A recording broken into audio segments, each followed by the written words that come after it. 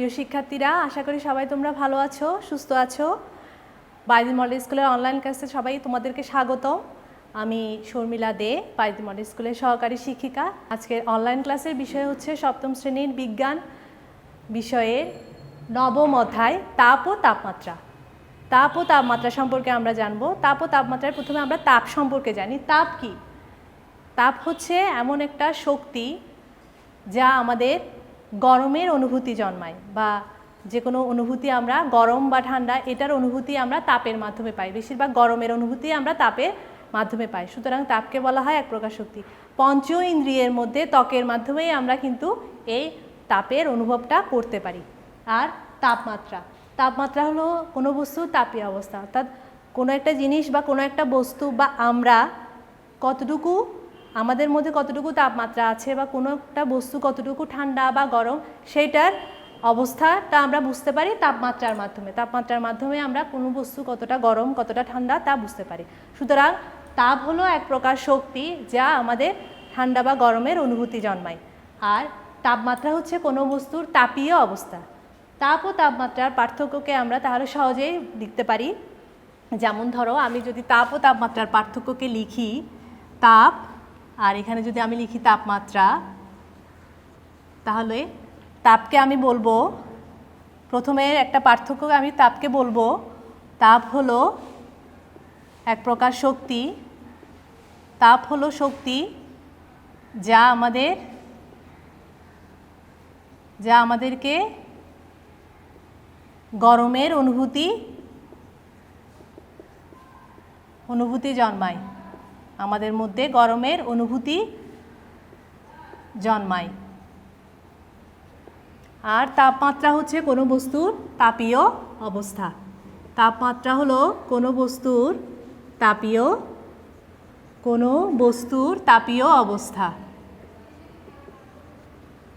তাপীয় অবস্থা। আর যেহেতু তাপ এক প্রকার শক্তি, সুতরাং তাপের একক, শক্তির একক হচ্ছে জুল, সুতরাং তাপের এককও জুল। তাপ পরিমাপের একক হচ্ছে জুল। পরিমাপের একক হলো জুল। যেহেতু তাপ এক প্রকার শক্তি, শক্তির এককও জুল, তাপ পরিমাপের এককও জুল। তাপমাত্রা পরিমাপের একক হচ্ছে ডিগ্রি সেলসিয়াস বা ডিগ্রি ফারেনহাইট। তাপমাত্রা পরিমাপের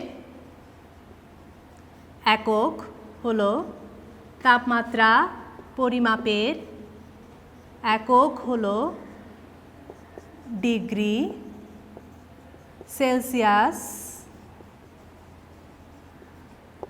বা ডিগ্রি ফারেনহাইট।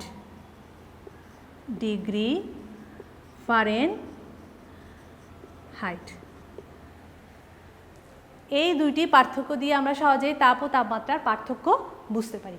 এবার আসো, তাপমাত্রা পরিমাপের জন্য আমরা কিসের মাধ্যমে তাপমাত্রা পরিমাপ করতে পারি? তাপমাত্রা পরিমাপ করতে পারি আমরা থার্মোমিটারের মাধ্যমে। যে থার্মোমিটার দিয়ে আমরা আমাদের শরীরের তাপমাত্রা পরিমাপ করি, বা আবহাওয়া তাপমাত্রাও কিন্তু এই থার্মোমিটারের সাহায্যে পরিমাপ করা হয়। এই থার্মোমিটার তৈরির জন্য যে থার্মোমিটারের সাহায্যে, যে যন্ত্রের সাহায্যে আমরা আমাদের শরীরের তাপমাত্রা পরিমাপ করতে পারি তাকেই থার্মোমিটার বলে। এই থার্মোমিটার মূলত তরল পদার্থের আয়তনের তাপমাত্রার ফলে তরল পদার্থের আয়তনের প্রসারণের উপর ভিত্তি করেই কিন্তু এই থার্মোমিটার তৈরি করা হয়। তরল পদার্থ অর্থাৎ পারদ এক ধরনের তরল পদার্থ। এই তরল পদার্থের তাপ পাওয়ার ফলে তরল পদার্থের আয়তন বৃদ্ধির কারণে কিন্তু আমরা আমাদের তাপমাত্রা কতটুকু, শরীরের তাপমাত্রা বুঝতে পারি।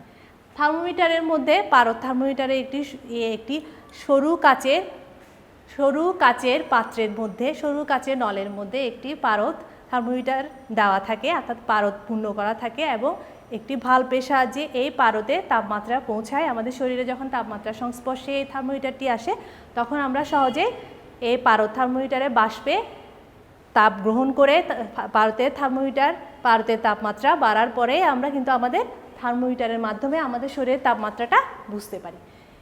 এবার আসো, স্থিরাঙ্ক কাকে বলে? স্থিরাঙ্ক হলো যে কোনো কিছু তাপমাত্রার, থার্মোমিটারের তাপমাত্রা পরিমাপের জন্য, যে কোনো কিছু পরিমাপের জন্য আমাদের একটি আদর্শ মানের প্রয়োজন হয়। এই ক্ষেত্রে থার্মোমিটারের তাপমাত্রা পরিমাপের জন্য দুইটি আদর্শ মান নির্ধারণ করা হয়েছে। এই দুটি নির্দিষ্ট আদর্শ মানকে বলা হয় কি? স্থিরাঙ্ক।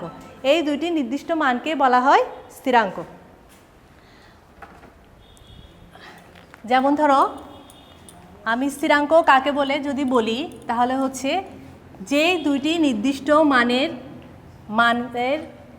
নির্ধারণ করা হয় তাপমাত্রা পরিমাপের জন্য তাকে বলা হয় স্থিরাঙ্ক। স্থিরাঙ্ক কাকে বলে যদি আমি লিখি, স্থিরাঙ্ক যে নির্দিষ্ট দুইটি আদর্শ মানের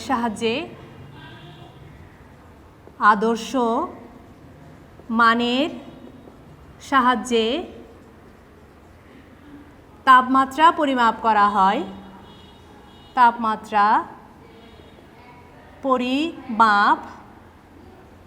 হয়, তাকেই স্থিরাঙ্ক বলে। এবার এই নির্দিষ্ট দুটি মানকে দুটি নামে প্রকাশ করা হয়, একটি হচ্ছে নিম্ন স্থিরাঙ্ক আর একটা হচ্ছে ঊর্ধ্ব স্থিরাঙ্ক। নিম্ন স্থিরাঙ্ক কাকে বলে? নিম্ন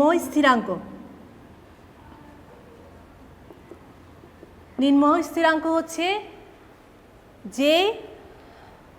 যে চাপে যদি নির্দিষ্ট তাপমাত্রায় বিশুদ্ধ বরফ গলে পানিতে পরিণত হয় তাকে বলা হয় নিম্ন স্থিরাঙ্ক।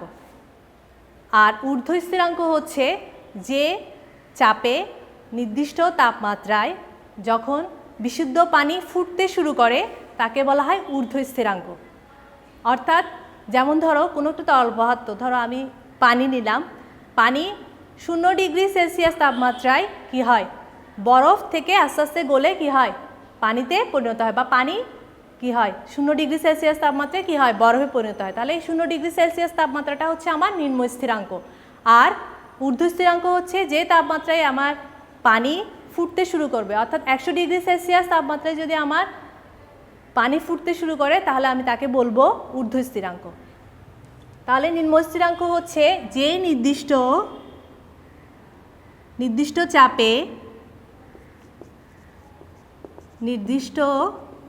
চাপে যে তাপমাত্রায় বিশুদ্ধ বরফ গলতে শুরু করে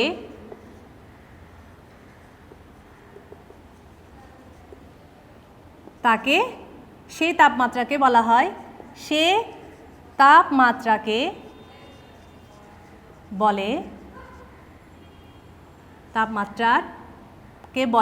নিম্ন স্থিরাঙ্ক।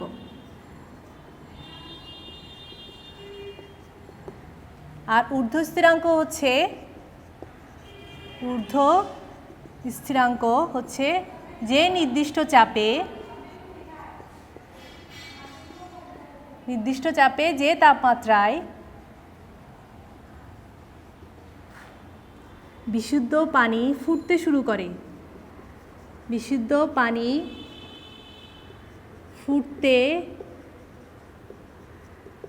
করে, সে তাপমাত্রাকে বলে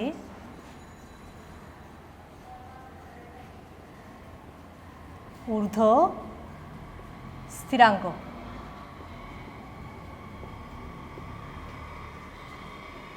এই নিম্ন স্থিরাঙ্ক এবং ঊর্ধ্ব স্থিরাঙ্কের মধ্যে ব্যবধান থাকে, প্রতিটি ব্যবধানই সমান, প্রতিটি ভাগকে আমরা সমান হিসেবে ধরি। এবার আসো তাপমাত্রা পরিমাপের স্কেল। তাপমাত্রা পরিমাপের দুটি স্কেল থাকে, একটি হচ্ছে সেলসিয়াস স্কেল আর একটি হচ্ছে ফারেনহাইট স্কেল। সেলসিয়াস এবং ফারেনহাইট স্কেলে নিম্ন স্থিরাঙ্ক এবং ঊর্ধ্ব স্থিরাঙ্ক দুটিই থাকে এবং এর প্রতিটি ভাগকেই কি করা হয়? সমান ভাগে ভাগ করা হয়। আমি লিখছি, দেখো তোমরা সহজেই জিনিসটা বুঝতে পারবে। নিম্ন স্থিরাঙ্ক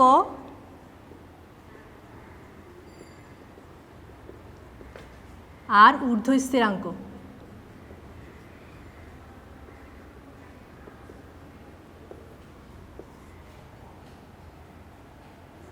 সেলসিয়াস স্কেল,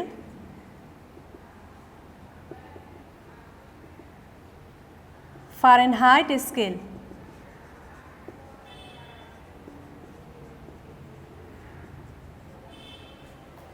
দেখো সেলসিয়াস স্কেলের বিজ্ঞানী সেলসিয়াস এই স্কেলটি আবিষ্কার করেন বলে তার নামানুসারেই সেলসিয়াস স্কেলের নাম করা হয়েছে ডিগ্রি সেলসিয়াস। এর নিম্ন স্থিরাঙ্ক হচ্ছে 0 ডিগ্রি সেলসিয়াস বলি আমরা, আর ঊর্ধ্ব স্থিরাঙ্ক হচ্ছে 100 ডিগ্রি সেলসিয়াস। আর এদের মাঝখানের ব্যবধান হচ্ছে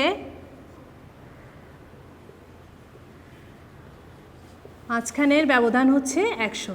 প্রতিটি ভাগকে আমরা 100 হিসেবে ধরব।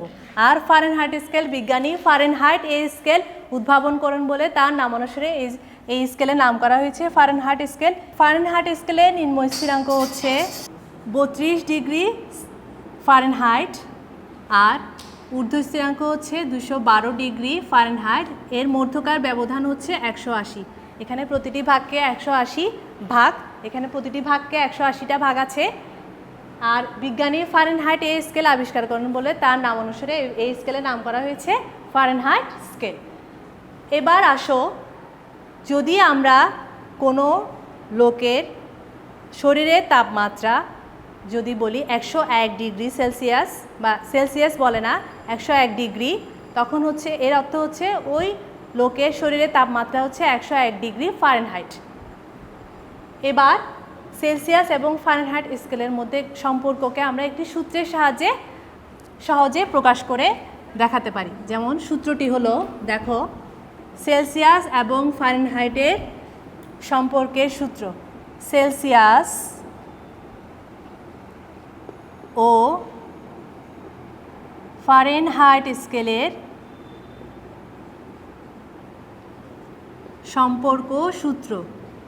সেলসিয়াস ও ফারেনহাইট স্কেলের সম্পর্ককে আমরা এই সূত্রটির সাহায্যে সহজেই লিখতে পারি। দেখো, C/5 = F-32 / 9। এই সূত্রটিতে আমি কিভাবে, যদি কোনো মানুষের শরীরের তাপমাত্রা বা আবহাওয়ার তাপমাত্রাকে আমি ডিগ্রিতে বলি, ওটাকে আমি কিভাবে ফারেনহাইটে প্রকাশ করব সেটা আমি তোমাদেরকে এখন দেখাবো। দেখো, যদি বলি কোনো ব্যক্তির শরীরের তাপমাত্রা, যদি কোনো ব্যক্তির শরীরের তাপমাত্রা 101 ডিগ্রি ফারেনহাইট, একে সেলসিয়াসে প্রকাশ করো, একে সেলসিয়াসে প্রকাশ করো। তাহলে আমি কিভাবে করব? এখানে শরীরের তাপমাত্রা ফারেনহাইটে দেওয়া আছে, তাহলে এখানে যেখানে F লেখা আছে আমি সেখানে 101 ডিগ্রি সেলসিয়াসটা বসাবো। দেখো, C/5 = 101 - 32 / 9, বা এবার আমি আর গুণন করি, 9C × 5 × 32, বা 9C = 5 × 9, 6, হ্যাঁ, এবার 9C = গুণ করলে 5 × 9 = 45, 5 হাতে 4,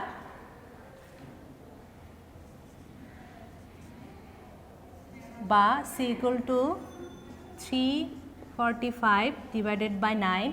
সুতরাং 9 দিয়ে ভাগ করে আমি যেটা পাবো সেটাই হচ্ছে আমার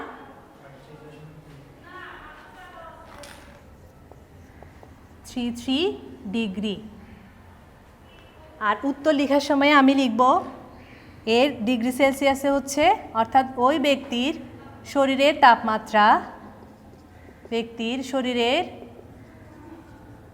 তাপমাত্রা, 38.33 ডিগ্রি সেলসিয়াস। একইভাবে আমি যদি এখানে ডিগ্রি সেলসিয়াস দিই, তাহলে ডিগ্রি সেলসিয়াস অর্থাৎ সি যেখানে লেখা আছে আমি ওইখানে সংখ্যাটি বসিয়ে আমার অঙ্কগুলো আমি সহজে ফারেনহাইটে প্রকাশ করতে পারি। এইভাবে সেলসিয়াস এবং ফারেনহাইটের সম্পর্ক সহজে আমরা দেখাতে পারি। এই সূত্রের সাহায্যে আমরা সহজেই, যদি আমাদের ফারেনহাইট স্কেলে দেওয়া থাকে তাহলে আমরা ওটাকে সেলসিয়াসে নিতে পারবো, সেলসিয়াস স্কেলে দেওয়া থাকলে ওটাকে আমরা ফারেনহাইটে নিতে পারবো। তাহলে আজকে আমরা জানলাম তাপ কি, তাপমাত্রা কি, তাপ ও তাপমাত্রার পার্থক্য। তাপ যেহেতু এক প্রকার শক্তি, তাপ এক প্রকার শক্তি, তাপমাত্রা হচ্ছে বস্তুর তাপীয় অবস্থা।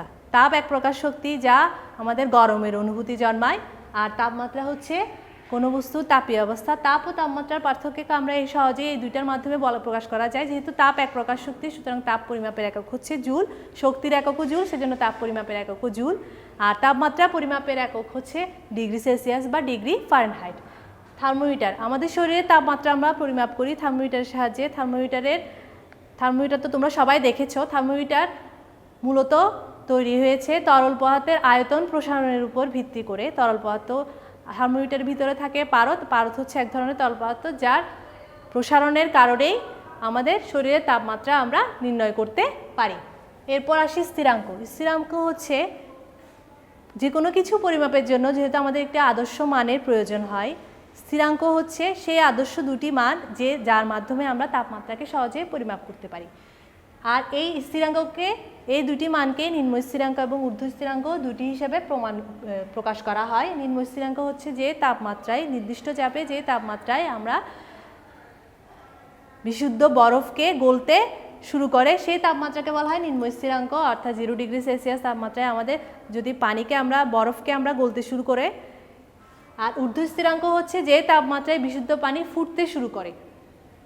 তাপমাত্রা পরিমাপের স্কেল সেলসিয়াস এবং ফারেনহাইট। সেলসিয়াস স্কেল এবং ফারেনহাইট স্কেলের আমি ঊর্ধ্ব স্থিরাঙ্ক, নিম্ন স্থিরাঙ্ক দিয়ে দিয়েছি এবং ব্যবধানও তোমাদেরকে বলেছি।